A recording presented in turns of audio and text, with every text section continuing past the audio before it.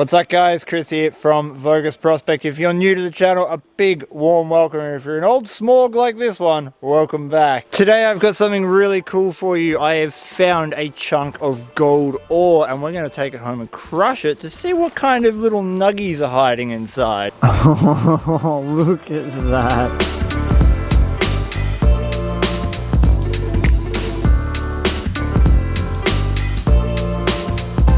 Now that I've got you back home, underneath the baby doll I've sacrificed to the gold gods tree, I'm going to run you over some of the equipment that you're going to need if you want to do this sort of stuff at home.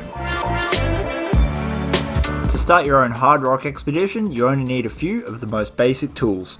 A sweet pair of shatterproof safety glasses, a dust mask to keep the silica out of your lungs, a chisel and hammer that will allow you to break up rocks to fit them in your dolly pot, a small clean pan that allows you to pan off your crushed dust and throw it away if you don't find anything. To release the gold from the rock and your inner frustrations, some kind of dolly pot. And the last thing you want is probably some gold bearing ore, rock that feels as heavy as your thoughts and feelings late at night. The first bit of ore that we're doing is the piece that didn't give me any signal. Why I want to do this piece is to know if there is ultrafine undetectable gold sitting in the same rock, because if there is, it means we've got even more that we're going to be able to mill. The very first thing I want to do is actually weigh this gold, so that if we get a weighable amount of gold in that rock, we know how much it's going to go per ton.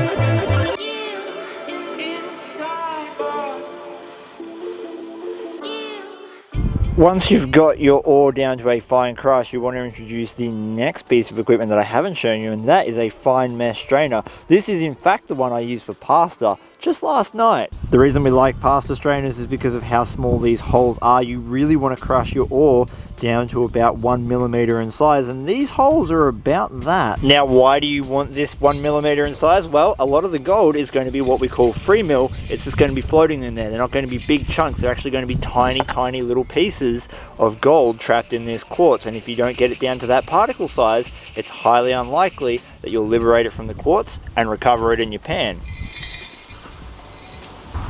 Anything that doesn't make the cut, back in the dolly pot, recrush.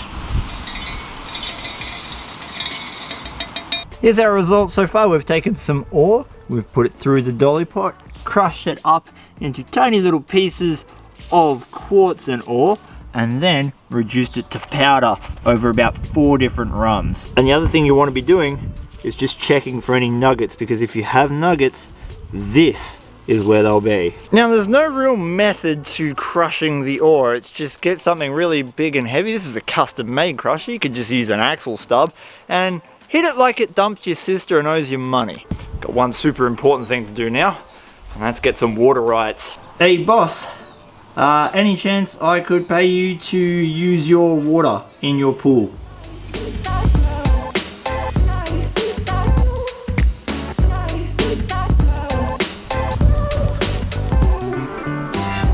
Thank you. So now it's time to take this and make that water slightly muddier.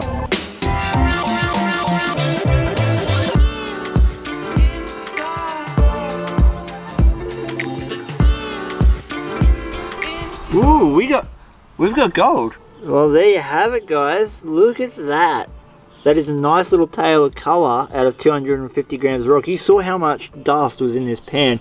We're talking about a small pan, a 10-inch pan that had only, not even the first roofle covered in dirt. Now, if I was high banking alluvial rock, that would be a dish worth chasing, because there's easily 100 specks of color in that pan.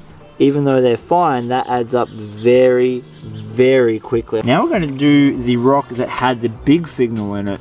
Now the big thing with this is I'm going to have to break it into 4. When I run the SDC over it, I'm only getting a signal on this side, and when I hold it, all the weight, you can actually feel the weight just in this area here. So I'm going to try and find a fracture, maybe on this side, in and along this oxidized layer, and try and split it open. Alright, 1.665 kilograms.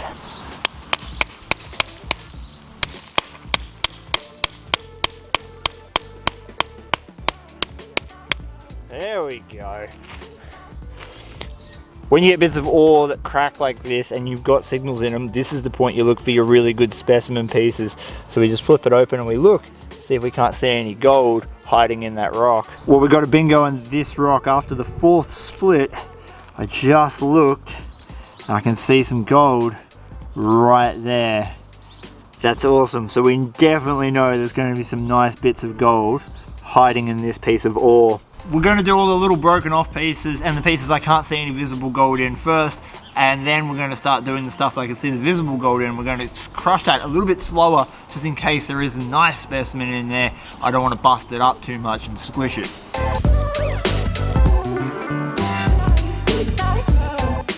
This is the ore that's left over from the crushing that had no visible gold in it. So all of these pieces, I couldn't visually see anything in them. I crushed a lot of it down and we got this amount of powder out of it, which is a little bit more than what we washed down for that first piece. So we'll wash this out quickly and see what comes out of it.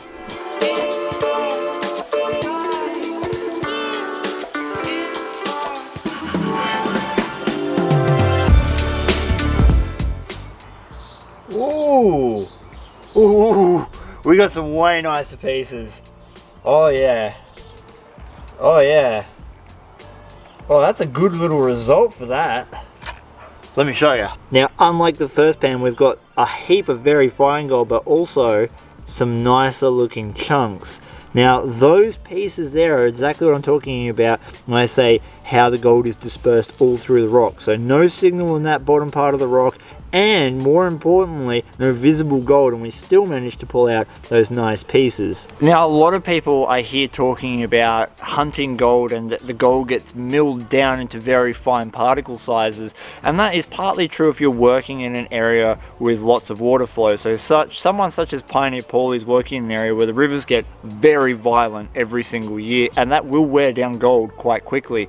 However, here where I'm working in Australia, there are a lot of places where the gold comes out of the rock naturally like that. It's shedding at an unbelievable rate because there's just literally thousands of pieces of very fine 100, 200, 300 mesh gold locked up in that rock, and as we get storms it gets broken up and then that's how it gets released.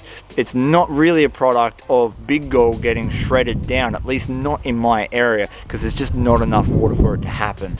Because it's all part of the same ore, and I'm slowly collecting a dog family. Yes. You're making this hard. Now for the part that I think we've all been waiting for, which is to crush the ore that has visible gold in it. I've left all the gold that I got out of the first part of the crush in this pan because it's all coming from the same piece of ore, the same piece of rock, so I don't think there's any point in separating the two. Let's get to it. We're going to take it nice and slow, just in case something big jumps out at us.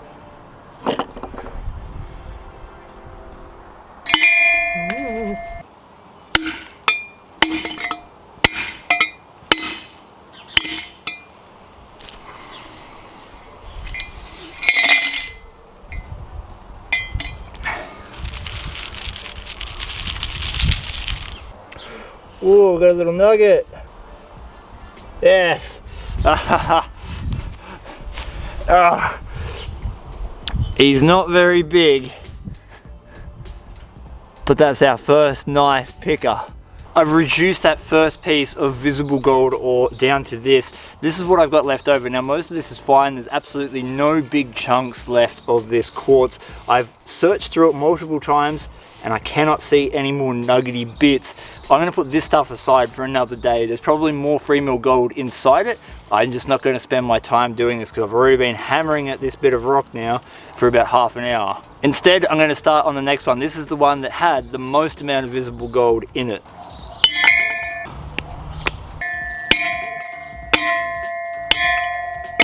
As I was looking through the sieve to make sure I hadn't missed anything, I came across this really cool little specimen. Now it's not huge, it's not going to be the best thing that you've ever seen in your life when it comes to gold, but it does clearly show just how gold in quartz forms.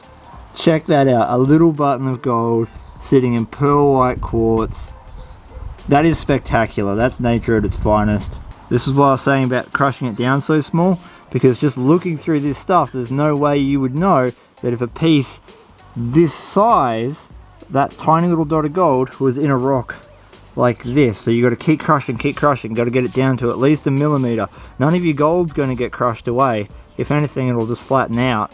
Well, that took me about 40 minutes to reduce those couple of bits of rock down into this powder. It's seriously hard stuff. So we know there's gold in here. We've already pulled out one nice little specimen, and we've also pulled out a tiny little nugget. So we're going to see if there's any more.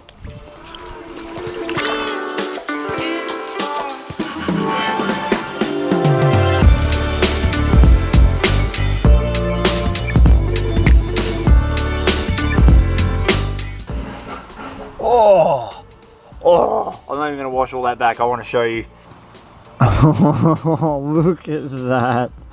Look at that. That's why the detector was giving me a faint signal. I mean, there's enough gold there. If it was all in like one spot, which I'm assuming it was all in those two rocks that cracked open, that is a nice chunk of gold, plus the little other picker that we got. Look at this bit. Look at this bit. I don't even see him in the sieve. He just went straight through. Didn't even pause. He is nice. So we're definitely going to weigh this up. That's our end result for our crush. 1.6 kilograms worth of ore turned into just that. We'll wait for this to dry, and then we'll take it in, weigh it up, and see how much gold we liberated from the rock. Viva la liberation! That's the total amount of gold we got all cleaned up from crushing 1.6 kilos of rock. Now obviously I didn't quite completely crush that rock, so there's a good chance there's a little bit more gold hiding in the parts that I didn't crush. And for a little bit of scale, this is the gold next to a Clash Guitars pick. And this is the biggest bit of gold we got on the Clash Guitars pick. Alright, now we've got to find out exactly how much gold came out of that rock, and then we can work out the per ton rate. 0.27, so 1/4 of a gram, just over 1/4 of a gram of gold from 1.6 kilos of rock. Now by my maths, 1 ton divided by our sample size, 1.65 or thereabouts, gives us 606 sample sizes of that size. Now, if we times that by our gold weight that we got, 0.27, that is 163 grams per ton. Or, if we divide that by our ounces, there's about 5 ounces worth of gold in every single ton of that ore. That is insanely rich. So, at the moment, gold's sitting in and around $2,100 an ounce. So if we...